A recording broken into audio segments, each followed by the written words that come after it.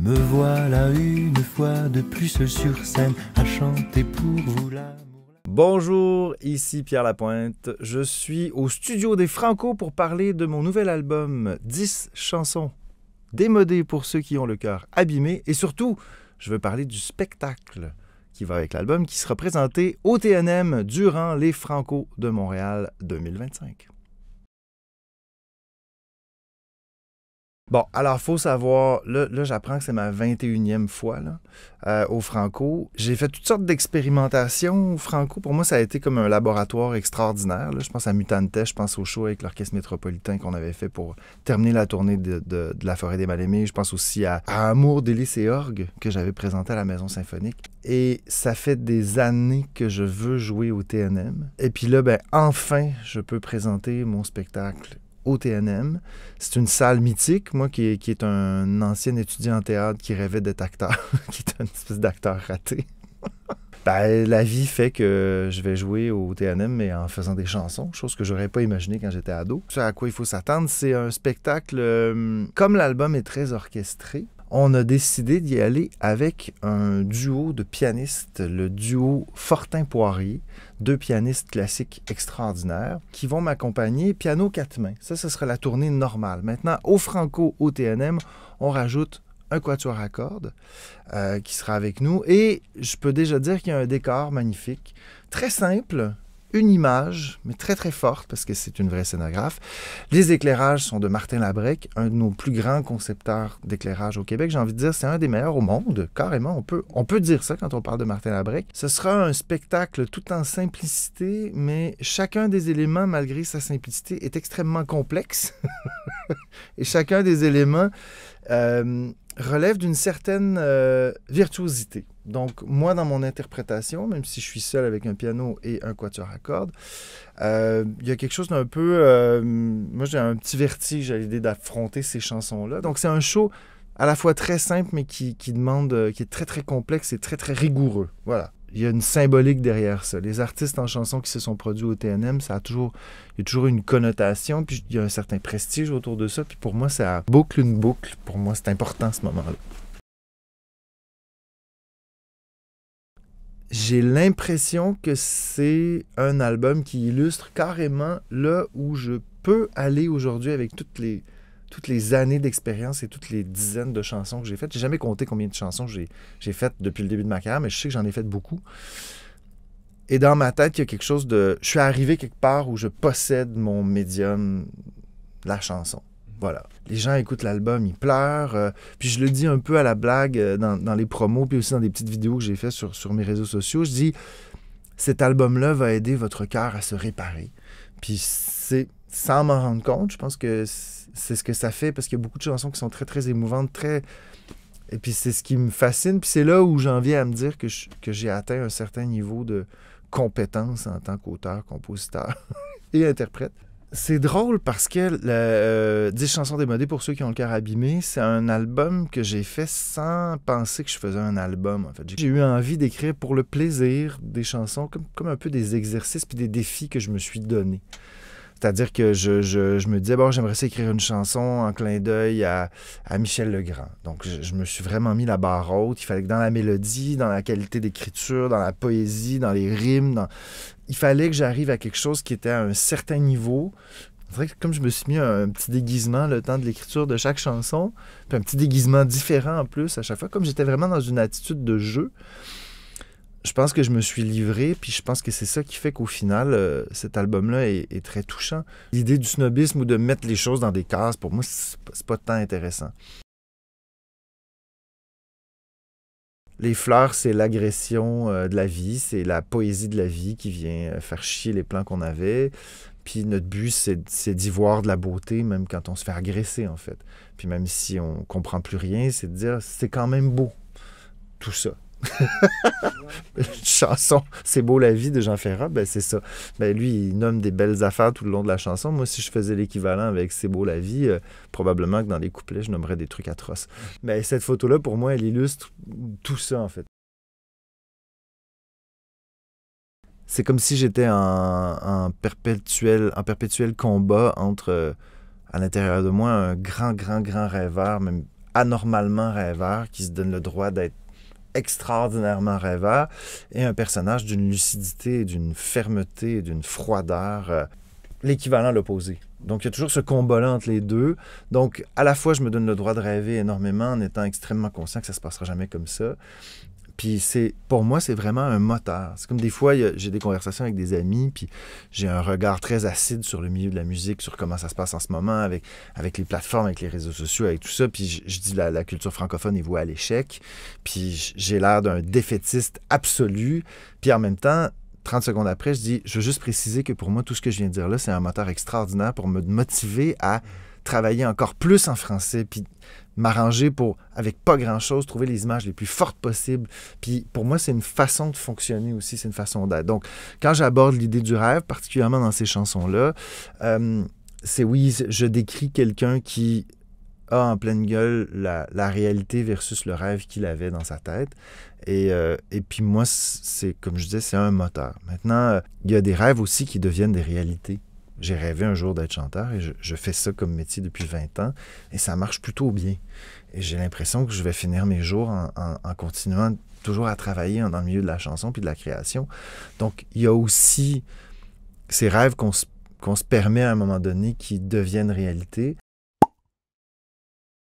Allez. Une honte, une calomnie, de garder secrètes certaines de nos envies. Il faut croire que pour moi, prendre le risque d'un refus d'un non je ne t'aime pas fait trop peur, trop mal déjà. C'est un peu drôle parce que cette chanson-là, au départ, je l'ai pas faite pour moi, donc je la chantais. Dans ma tête, c'est pour une femme qui chantait en parlant d'un homme qu'elle aimait. Puis quand j'ai décidé de la chanter moi-même, j'ai pas changé le sexe de la personne que j'aimais. Puis je me suis dit, c'est drôle, ça devient un gars qui n'a jamais fait son coming out. Puis je me suis mis à réanalyser le texte. Puis je me suis dit, c'est drôle, le sens de la chanson devient autre chose. Puis j'ai trouvé ça assez beau. Puis en même temps, je me suis dit, ça m'oblige à me souvenir que il y a beaucoup de gens de la communauté LGBT qui vivent leur amour, leur vie en silence parce qu'ils sont pas dans un territoire comme le Canada ou le Québec. Tout ça, c'est très fragile aussi. Puis je me suis dit, dans le fond, il y a quelque chose de presque un peu politique dans cette chanson-là au final, puis de social au final, de dire, moi, je suis capable de vivre comme j'ai envie de vivre, en étant qui je suis, en tenant la main de mon amoureux en pleine rue, sans penser à quoi que ce soit quand je suis au Québec, au Canada. Maintenant, il y a des pays dans le monde où tu te fais enfermer, puis tu te fais tuer parce que t'es gay. Puis si c'est pas la loi qui impose ça, c'est les gens autour de toi qui imposent ça parce que dans leur tête, ça se fait pas. Donc, bon, disons que cette chanson-là ramène à quelque chose de peut-être un peu plus sombre au final que qu'est-ce qu'elle dégage au départ. Non, c'est qu'on a une pression, on a aussi une pression sociale. Tu sais, il y a une espèce de fantasme du couple. Quand quelqu'un dit « Ah, moi je suis célibataire », tout le monde fait « Ah ». Tu sais, il y a comme une espèce de... Il faut être en couple pour être heureux, puis il faut avoir des enfants, ou il faut vivre le grand amour, puis il faut être, tu sais, le mythe du prince charmant, puis de la princesse, puis c'est fort, là. Cette idée-là de dire « Hey, moi je suis ce personnage-là qui parle, moi je suis quelqu'un qui, oui, j'ai un imaginaire amoureux, il m'appartient, j'ai pas besoin de le voir se concrétiser. » Arrêtez de me faire chier avec vos idées préconçues sur comment on devrait vivre l'amour. Ce que je décris comme personnage, c'est quelqu'un d'assez triste aussi. C'est connu, reconnu, ça libère et ça crée des humains qui sont beaucoup plus heureux, beaucoup plus épanouis. Disons épanouis plus que heureux, puisque le bonheur, c'est un autre concept. Donc, pour moi, je décris quand même quelqu'un qui est un peu... qui a peut-être beaucoup de chemin à faire avant de s'épanouir complètement dans toutes les sphères de sa vie. On finit seul épuisé. Un jour il faut faire la paix avec ses peurs, avec ses regrets.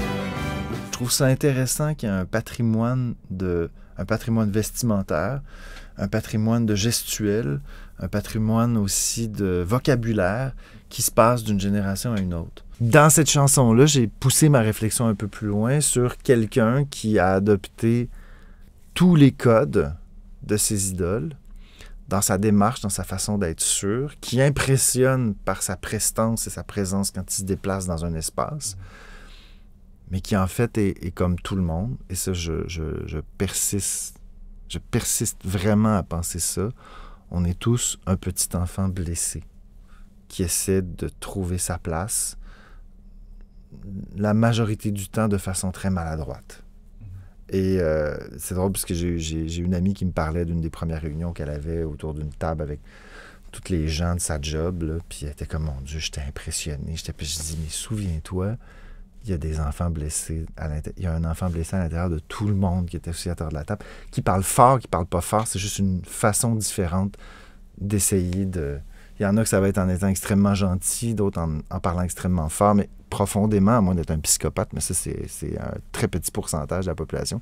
Tout le monde est un enfant blessé. Puis dans cette chanson-là, ce que je dis, c'est « Moi, j'ai vu ça en toi. Que tu le veuilles ou que tu le veuilles pas, tu resteras toujours ça. Puis essaie de passer à autre chose pour justement apaiser ce petit enfant blessé qui est en toi. » Pour moi, c'est la culture de l'autosabotage, c'est la culture les gens qui sont pas capables de se laisser aller vraiment dans leur vie. C'est ça, quand je parle de l'enfant ou de la bête blessée qu'on a en nous, c'est qu'à un moment donné, on peut pas entretenir toute une vie, une rage, une hargne envers des situations ou des gens ou des choses. À un moment donné, il faut passer à d'autres choses. C'est ce que je dis. Ben, souvent, on passe à côté de beaucoup de choses. Puis les années où on passe à se réparer, ben, pendant ce temps-là, on ne peut pas vivre pleinement ce qui se présente à nous, là, dans le moment présent. Puis, ben, c'est pour ça que moi, j'ai toujours eu comme façon de penser, on est mieux de jouer dans notre merde vite, jeune, et en y allant à fond, même si c'est pas le fun, puis ça pue, que de retarder toujours à plus tard, en fait. Parce qu'on finit par... Quand on est vraiment bien, on finit par regarder le passé et se dire, j'aurais pu être mieux plus tôt. Il y a quelque chose de... Ça me fait rire parce que je parle de mes chansons, mais il y a quelque chose de très reconstruction, de croissance personnelle, thérapie, oui, avec un psy et tout. Ben, je sais pas, ça doit être mes années, les années que j'ai passées avec des psys qui finissent par transparaître dans mon travail. Voilà. Ta façon de jouer avec la vie, t'as toujours cru que le bonheur avait un prix. Ma mère, quand elle l'a écouté, elle était très, très bouleversée. Elle a pleuré beaucoup. Elle m'a pas parlé d'un passage en particulier. Elle l'a entendu plusieurs fois parce que, ben, elle se souvenait pas qu'elle l'avait entendu. Je dis ça, je ris parce que, justement, dans ces moments-là, la perte de mémoire donne lieu à beaucoup de moments très cocasses. Puis là, t'as deux choix, être fâché, puis déçu, puis triste, ou juste rire. Moi, je le dis. Ma mère a redécouvert cette chanson-là souvent. C'est une chanson qu'elle a redécouverte à plusieurs reprises. Je me rappelle juste qu'à un moment donné, après une des écoutes, elle m'a dit « C'est d'une tristesse infinie que cette maladie-là vous impose à vous, mes enfants, de devoir prendre sur votre dos cette tristesse-là, puis que vous deviez me prendre en charge. » Parce que ma mère a toujours été très fière, très indépendante. Puis malgré la maladie qui avance, elle a encore son réflexe de rassurer. Quand elle est devant quelqu'un qui a de la peine ou qui est insécurisé, elle se fait rassurante, comme une vraie bonne maman. Elle est très, très gentille, ma mère. C'est pour quelqu'un de profondément gentil. Donc, elle est là-dedans. Elle est encore là-dedans. Donc, je pense que quand elle a écouté cette chanson-là, elle voulait quand même me rassurer puis me dire qu'elle était triste de nous imposer ça. Donc, ça en dit long sur sa façon d'être, puis la maladie avance, mais les traits de caractère de base restent. Est-ce que c'était un pressentiment? Mais ça, je ne l'ai pas vécu, donc c'est moins mon bag. Mais en tout cas, quand tu accompagnes quelqu'un qui a une maladie comme ça, t'es pas juste triste, t'es aussi fâché. Les frustrations, des trucs pas réglés avec cette personne-là remontent aussi. Tu te dis, ben, on les réglera jamais. C'est vraiment une période de deuil qui n'est pas facile à peu près à 1000 niveaux. Là. Donc, pour moi, quand la phrase est arrivée, j'avoue, j'ai jamais vraiment compris ta façon de jouer avec la vie. T'as toujours cru que le bonheur avait un prix. C'était le petit gars triste, puis rationnel et froid, et des fois très dur qui est en moi, qui venait prendre le plancher, puis qui disait, c'est pas juste triste, c'est aussi fâchant. C'est aussi fâchant parce que, de mon point de vue, je les avais les outils pour l'aider et elle aurait pu avoir les outils qu'il fallait pour prendre la vie de façon plus légère, mais ma mère, c'était très, très compliqué pour elle. Et par conséquent, c'était très compliqué pour les gens autour. Donc, cette chanson-là parle aussi de ça, du fait que on est totalement à l'opposé. Moi, j'ai trouvé ça paniquant d'avoir une mère comme ça. Mais je sais qu'elle aussi, elle a trouvé ça paniquant d'avoir un fils comme moi. Puis elle l'a jamais dit comme ça, mais je sais que des fois, elle me regardait et était genre, mais comment ça? T'arrives à faire ça? Puis comment tu peux dire des choses comme ça? Puis 6 mois après, elle me dit, mais comment t'es arrivé à faire ça? Elle était dépassée aussi par la vie que je faisais, puis par les trucs que je disais que j'allais faire, puis que je réussissais. Donc, c'est tout ça qui est dans cette chanson-là, cette espèce de passage constant entre une très grande tristesse, puis une certaine forme de frustration, mais aussi, je pense que ce qui transparaît par-dessus tout, c'est énormément d'amour, énormément de respect et un désarroi. On est sans armure et complètement désemparé devant la maladie. C'est ce qu'on sent, je pense, par-dessus tout. Puis cette espèce de phrase que je dis à la fin, où je dis le jour où tous tes souvenirs se seront envolés, je veux que tu saches que moi, je vais être là pour te les raconter. Il y a quelque chose de très, très beau là-dedans, de voir un fils qui raconte à sa mère son enfance, son adolescence, à elle, ses propres souvenirs qui sont effacés. Puis en même temps, c'est se réconforter avec rien, en fait, parce que c'est rien. Le vrai réconfort, il viendrait si la maladie disparaissait. Donc, c'est se dire un peu, on est né pour un petit pain, là, bon, on va se réconforter avec le petit peu de lumière qu'on peut avoir.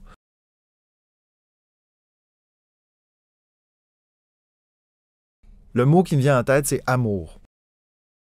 Parce que toutes les chansons parlent d'amour indirectement ou directement. La chanson Les Pigeons d'argile vient de déclasser tout. Je pense que c'est la chanson qui me fait le plus pleurer. Puis des fois, il faut que je me contienne. Mais sinon, c'est La plus belle des maisons. La plus belle des maisons, pour moi, c'est comme une comptine pour enfants d'un adulte. C'est un adulte qui chante au petit enfant triste qui a en lui un jour, je vais être bien avec quelqu'un. Pour moi, c'est la chose la plus touchante et troublante. Puis cette chanson-là, elle me bouleverse encore, même si elle a plus de 10 ans aujourd'hui.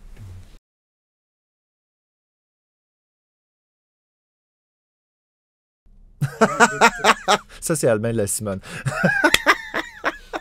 Ça me fait rire. Oui, je suis certain de la prononciation du AI et est.